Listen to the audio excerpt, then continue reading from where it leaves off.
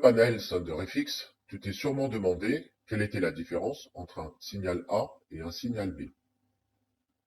Un signal A envoie une instruction à CatcherFX en se basant sur un risque principal défini précisément à cet endroit-là à 1,5% conformément à mes jeux de paramètres actuels qui s'appellent Scalping Gold.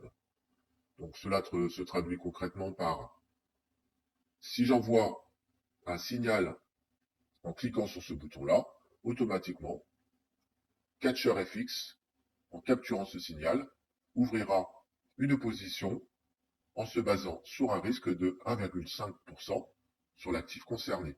Donc dans le cas présent, si je clique sur signal A sur le gold, compte tenu des éléments que je lui ai indiqués ici, j'ai actuellement un trade qui s'est ouvert à 1,37 lots, ce qui correspond à 1,5% actuellement.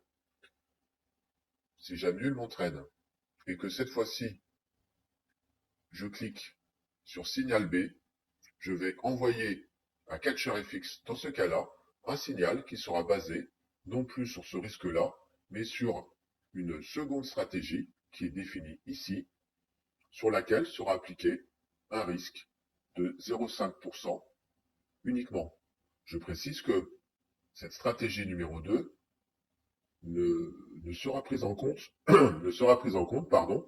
que si elle est activée dans votre jeu de paramètres. Donc là, actuellement, j'ai la confirmation que ma stratégie 2 est bien activée et que pour cette stratégie 2, le risque sera tout simplement de 0,5%, soit 3 fois inférieur à mon risque de ma stratégie numéro 1. Donc, rappelez-vous, sur SunderFX, tout à l'heure, SunderFX a envoyé un signal capté par Catcher qui a ouvert une position de 1,37. Cette fois-ci, je vais envoyer un signal B et vous pouvez constater que la taille de l'eau est 3 fois inférieure, ce qui correspond précisément à 0,5% de risque. Donc, conclusion, en créant tes propres jeux de paramètres, tu peux définir les risques de ton choix que tu pourras appliquer à des instants précis. Donc, ton signal B, envoyé à Catcher, peut être utilisé pour appliquer une stratégie différente. Certains choisissent d'avoir une taille de lot beaucoup moins importante, ce qui est le cas ici, pour des trades un petit peu plus risqués par exemple, ou des trades en fin de journée qui vont peut-être te permettre de faire un petit gain supplémentaire, mais qui risqueraient pas éventuellement de manger tous tes gains de la journée. C'est une première possibilité de stratégie.